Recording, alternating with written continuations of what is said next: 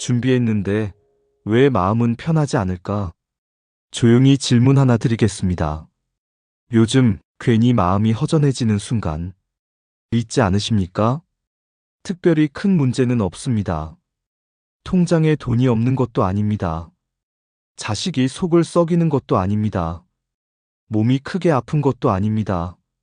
그런데도 저녁이 되면 마음 한쪽이 묘하게 가라앉습니다. 이게 내가 바라던 노후였나?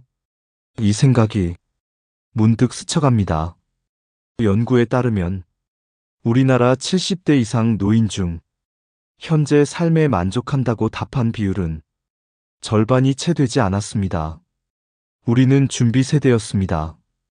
젊은 시절 허리띠 졸라매며 집을 마련했고 자식 교육에 모든 걸 쏟았고 노후를 위해 저축했습니다. 우리는 믿었습니다. 돈만 모아두면 괜찮다. 자식만 잘 되면 성공이다. 건강만 지키면 문제없다. 그렇게 참고 견디고 달려왔습니다. 그런데 막상 60이 넘고 70이 되니 마음은 왜 이렇게 복잡할까요? 통장에 돈이 있는데도 불안합니다. 자식이 잘 사는데도 외롭습니다. 몸이 괜찮은데도 하루가 길게 느껴집니다. 통계청 자료에 따르면 65세 이상 노인의 33.7%가 외로움을 자주 느낀다고 답했습니다. 셋 중 한 명입니다.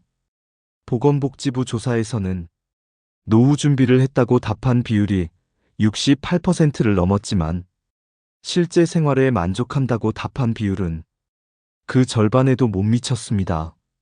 준비는 했습니다. 그런데 왜 마음은 편하지 않을까요?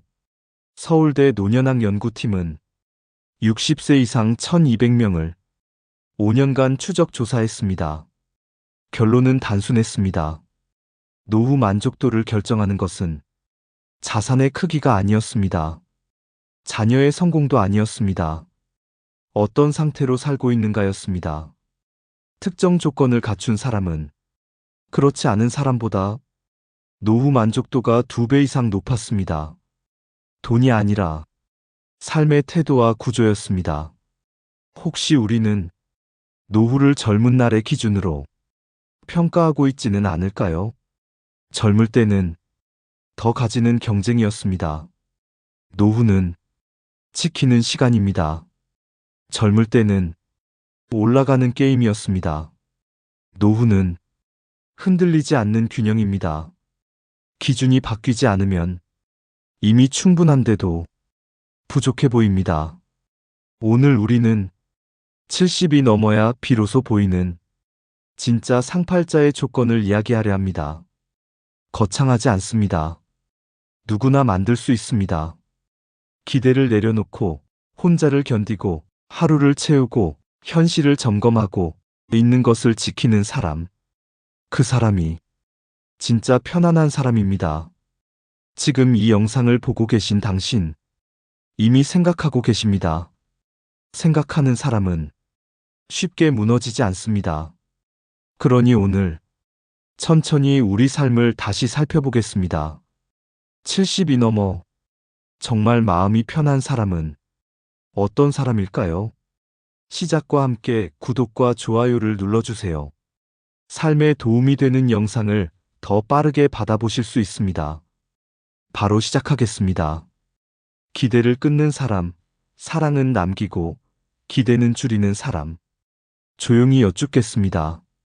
명절이 다가오는데 먼저 연락이 없으면 괜히 마음이 무거워지지 않으십니까? 전화벨이 울릴 때마다 혹시 자식인가 싶어 괜히 가슴이 먼저 반응하지는 않으십니까? 바쁘겠지. 요즘 힘들겠지. 이해하려 하면서도 마음 한편이 서운합니다. 그 마음, 자연스러운 감정입니다. 우리는 평생 자식 중심으로 살아왔기 때문입니다. 우리 세대는 부모 역할로 인생 대부분을 보냈습니다.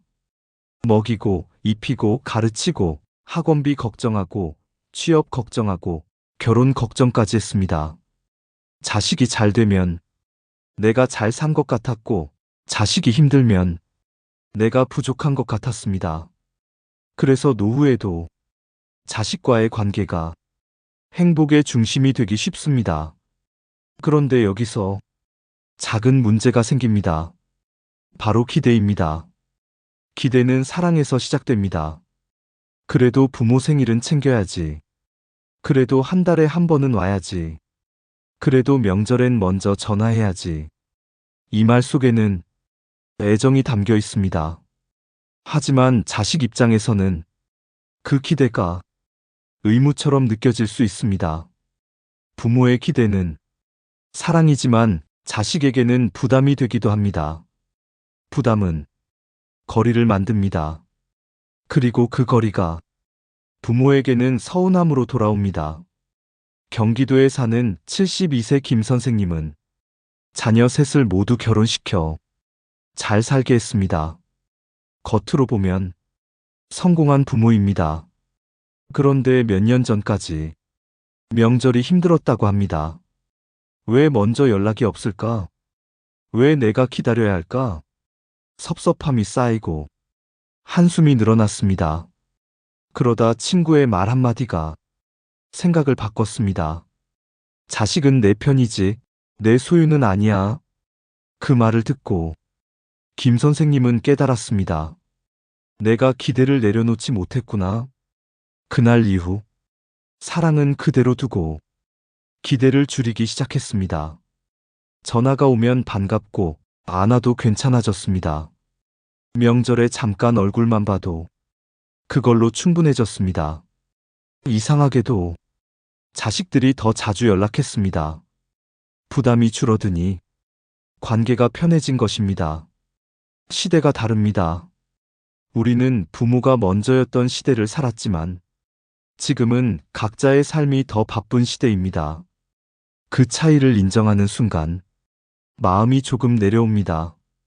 기대를 줄이면 섭섭함이 줄어듭니다. 섭섭함이 줄면 표정이 부드러워집니다. 부드러운 표정은 관계를 지킵니다. 기대를 내려놓는다는 건 사랑을 포기하는 것이 아닙니다. 관계의 무게를 줄이는 일입니다. 왜 안 왔어? 대신 와줘서 고맙다. 왜 전화 안 했어? 대신 전화해줘서 고맙다. 기대는 계산이고 감사는 여유입니다. 노후가 편한 사람은 자식이 완벽해서 편한 게 아닙니다.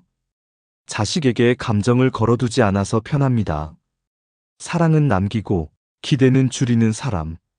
그 사람이 노후가 무너지지 않는 첫 번째 조건을 갖춘 사람입니다. 지금 이 순간 혹시 내가 붙잡고 있는 기대 하나가 떠오르십니까? 오늘 그 기대를 조금만 내려놓아 보십시오. 마음이 생각보다 가벼워질지도 모릅니다. 혼자 있어도 무너지지 않는 사람, 외로움을 다루는 힘. 조용히 여쭙겠습니다. 집안이 너무 조용해서 괜히 TV를 켜두신 적 있으십니까? 보고 싶어서가 아니라 소리가 없으면 마음이 더 허전해질 것 같아서 밥상을 차려놓고 혼자 마주 앉았을 때 숟가락을 들기 전에 잠시 멈칫한 적은 없으신가요? 이 장면은 생각보다 많은 분들의 하루입니다. 우리는 평생 함께 사는 것이 정상이라고 배웠습니다. 혼자 밥 먹으면 쓸쓸하다. 혼자 여행 가면 외롭다. 혼자 살면 불행하다. 그런데 정말 혼자가 문제일까요? 통계를 보면 혼자 사는 사람이라고 해서 모두 불행한 것은 아닙니다. 함께 살아도 외로운 사람이 있고 혼자 살아도 평온한 사람이 있습니다. 차이는 상황이 아니라 마음을 대하는 방식입니다. 혼자는 상황입니다.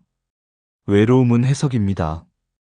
부산에 사는 69세 박 여사님은 남편을 먼저 보내고 7년째 혼자 살고 있습니다. 처음에는 아침이 길고 저녁이 더 길었다고 합니다. 자식 집에 자주 갔지만 돌아오는 길이 더 쓸쓸했다고 합니다. 왜일까요? 남의 공간에서는 내가 중심이 아니기 때문입니다.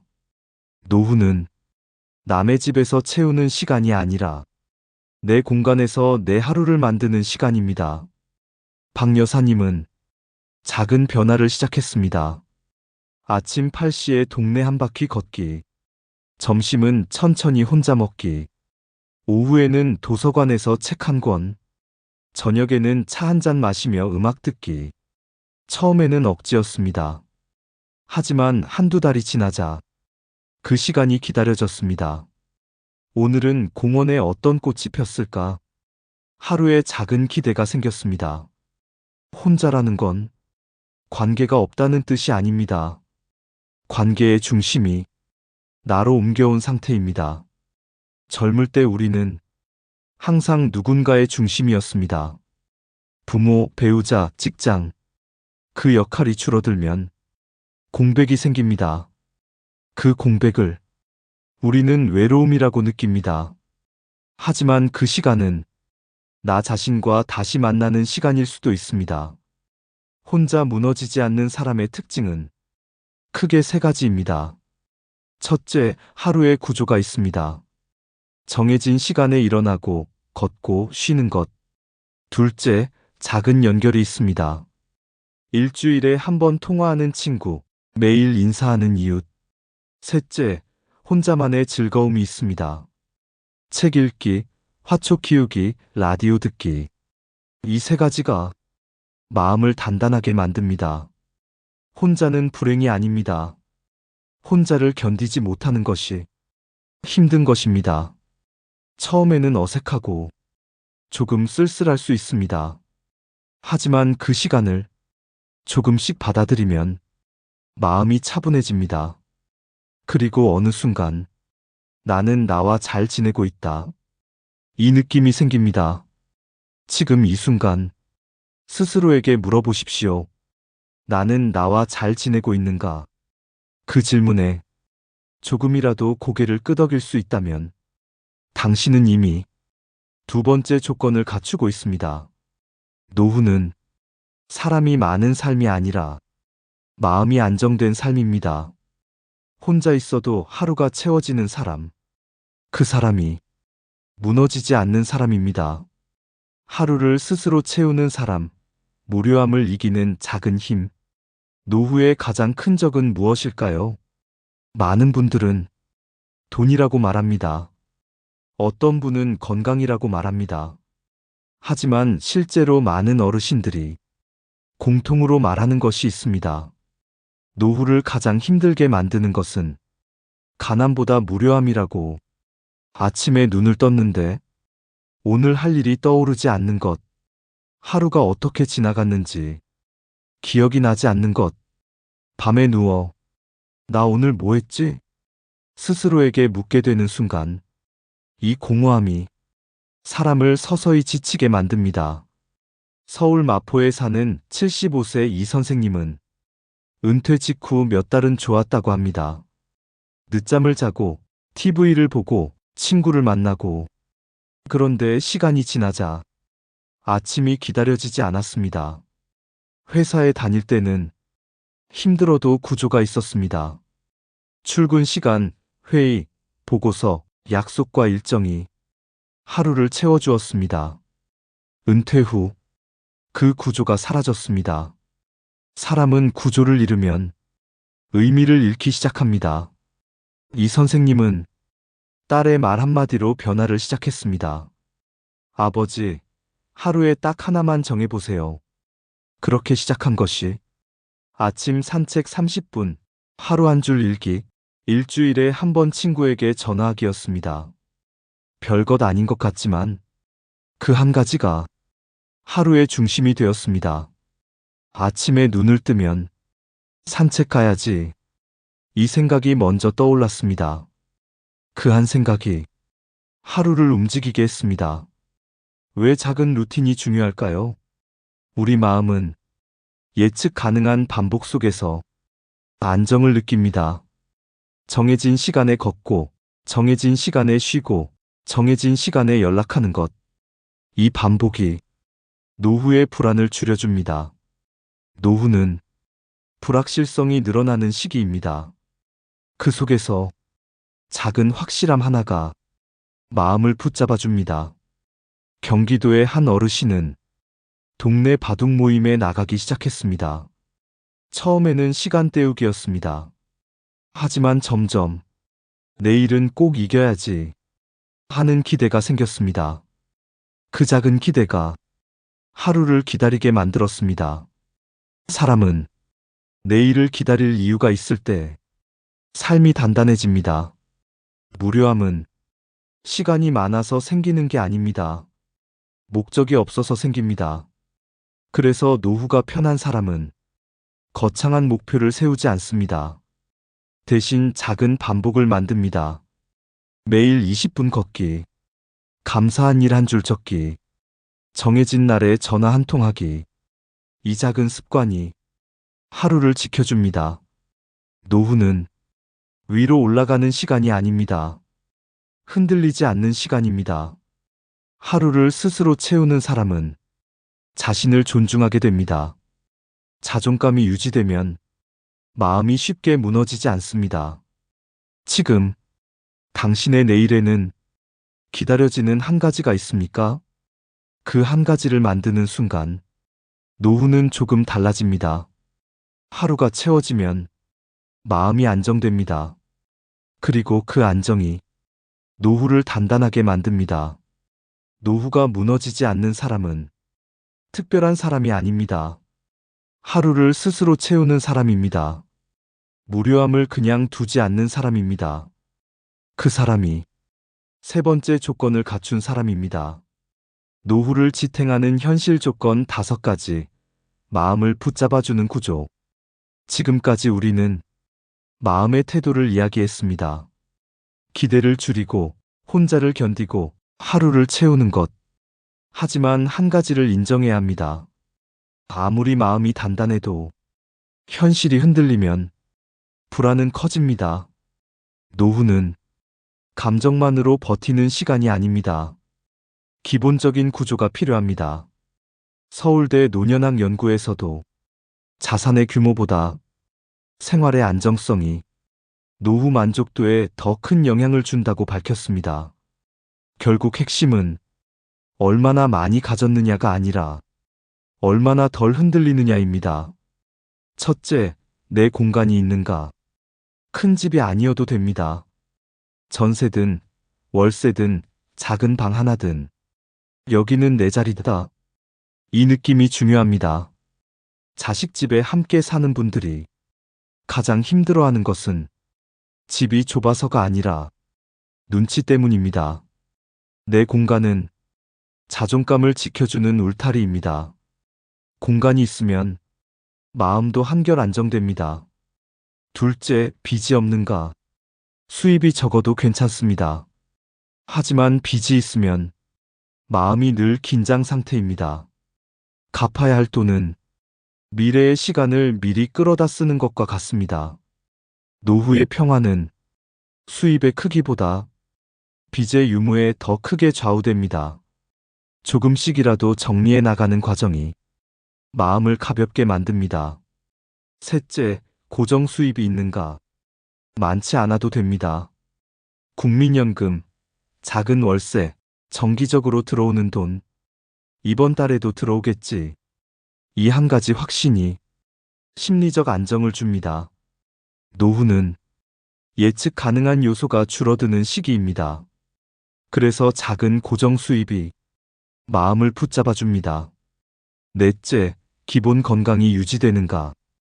완벽한 건강이 아니라 기본 기능입니다. 혼자 움직일 수 있고, 혼자 밥을 먹을 수 있고, 혼자 외출할 수 있는 것. 이 기본이 지켜지는 동안 노후는 크게 흔들리지 않습니다. 그래서 걷기, 정기검진, 약을 제때 챙기는 습관이 중요합니다. 작은 습관이 큰 안정을 만듭니다. 다섯째, 작은 비상금이 있는가? 큰 돈이 아니어도 됩니다. 예상치 못한 일이 생겼을 때 누군가에게 손 벌리지 않아도 되는 돈. 비상금의 힘은 쓴다는 데 있지 않습니다. 있다는 사실이 마음을 지켜줍니다. 이 5가지를 모두 갖출 필요는 없습니다. 3가지 이상이면 이미 단단합니다. 2가지뿐이어도 괜찮습니다. 노후는 완벽하게 준비된 사람이 사는 게 아니라 하나씩 만들어가는 사람이 사는 시간입니다. 지금 이 순간 조용히 체크해 보십시오.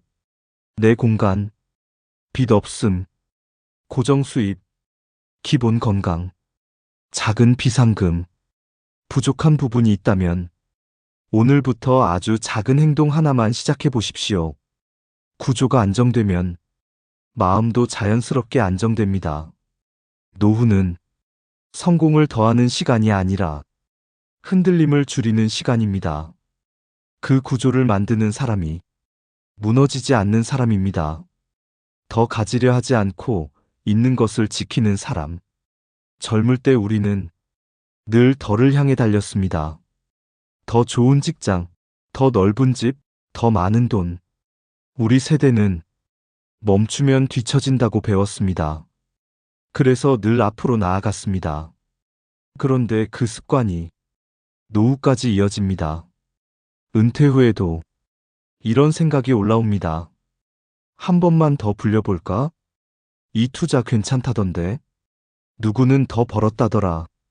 왜 그럴까요? 혹시 부족할까봐 불안하기 때문입니다. 전북 전주에 사는 71세 최 선생님은 은퇴 후 비교가 시작됐다고 합니다. 생활은 안정적이었지만 주변 이야기를 들을수록 마음이 흔들렸습니다. 누구는 수익률이 좋다더라. 누구는 자산이 더 늘었다더라. 비교는 욕심을 만들고 욕심은 불안을 키웁니다. 최 선생님은 몇 번의 투자 끝에 돈보다 더 중요한 것을 잃을 뻔했습니다. 밤잠이 줄고 아내와의 대화가 줄고 마음의 여유가 사라졌습니다. 그때 깨달았습니다. 내가 지켜야 할 건 더 버는 게 아니라 지금 있는 걸 잃지 않는 거였구나. 노후는 확장의 시간이 아닙니다. 유지의 시간입니다. 젊을 때는 위로 올라가는 게임이었습니다. 노후는 떨어지지 않는 게임입니다. 이 기준이 바뀌지 않으면 이미 충분한데도 모자라 보입니다. 노후가 편한 사람은 속도가 느립니다. 급하게 결정하지 않습니다. 원금이 흔들릴 수 있는 선택은 조심합니다. 비교 대신 감사를 선택합니다. 이 정도면 충분하다. 이 한 문장이 마음을 편안하게 만듭니다. 최 선생님은 투자를 정리하고 지금은 작은 아파트에서 아내와 둘이 지냅니다. 텃밭을 가꾸고 동네에서 바둑을 두고 손자에게 작은 용돈을 줍니다. 많지는 않지만 잃는 것도 없습니다. 그래서 편합니다. 노후는 더 많이 가지는 시간이 아닙니다. 덜 잃는 시간입니다. 지금 가진 건강, 지금 가진 사람, 지금 가진 하루. 그것을 지키는 사람이 무너지지 않는 사람입니다.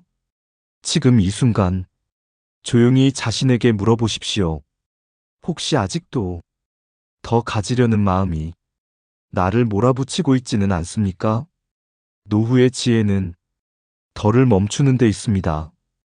더 크게가 아니라 더 편안하게, 더 많다가 아니라 더 단단하게. 70이 넘어 진짜 상팔자인 사람은 가장 많이 가진 사람이 아닙니다. 가장 많이 지켜낸 사람입니다. 그 사람이 5번째 조건을 갖춘 사람입니다. 오늘 하루를 지켜낸 사람. 이제 천천히 우리가 나눈 이야기를 정리해 보겠습니다. 우리는 오늘 70이 넘어야 비로소 보이는 진짜 상팔자의 조건을 살펴보았습니다. 자식에게 기대를 줄이는 사람, 혼자 있어도 무너지지 않는 사람, 하루를 스스로 채우는 사람, 현실의 구조를 점검하는 사람, 더 가지려 하지 않고 있는 것을 지키는 사람. 이 5가지는 성공의 조건이 아닙니다. 평온의 조건입니다. 우리는 평생 남들보다 더 잘 살기 위해 달려왔습니다. 더 좋은 집, 더 많은 돈, 더 성공한 자식. 그런데 지나고 보니 그 경쟁에서 이긴 사람이 반드시 행복한 것은 아니었습니다. 진짜 노후를 잘 사는 사람은 가장 많이 가진 사람이 아니라 가장 덜 흔들리는 사람이었습니다. 오늘 아침 눈을 뜨셨습니다. 밥을 드셨습니다. 이 영상을 보고 계십니다. 이 모든 것이 당연해 보이지만 사실은 당연한 것이 아닙니다. 오늘을 살아내고 있다는 것, 그 자체가 이미 잘 살고 있다는 증거입니다. 노후는 성공을 증명하는 시간이 아닙니다. 조용히 지켜내는 시간입니다. 화려하지 않아도 괜찮습니다. 남들보다 조금 부족해 보여도 괜찮습니다. 내 하루를 내가 지키고 있다면 그것으로 충분합니다. 혹시 아직 마음이 조금 불안하다면 오늘 밤 이렇게 해보십시오. 종이 한 장을 꺼내 이렇게 적어보십시오. 내가 지금 가진 것 3가지. 아침 햇살, 동네 산책길, 가끔 연락 오는 친구. 그것도 가진 것입니다. 없는 것을 세면 마음이 흔들립니다. 있는 것을 세면 마음이 단단해집니다. 우리는 충분히 애썼습니다. 이제는 나를 지킬 시간입니다. 더 많이 가지려고 애쓰지 않아도 됩니다. 오늘 하루를 조용히 단단히 살아내는 것. 그것이 노후의 가장 큰 성취입니다. 마지막으로 이 질문 하나만 남기겠습니다. 나는 오늘 하루를 지켰는가? 이 질문에 조금이라도 고개를 끄덕일 수 있다면 당신은 이미 잘 살고 있는 사람입니다. 70이 넘어 진짜 상팔자인 사람은 가장 부유한 사람이 아니라 오늘을 지켜낸 사람입니다.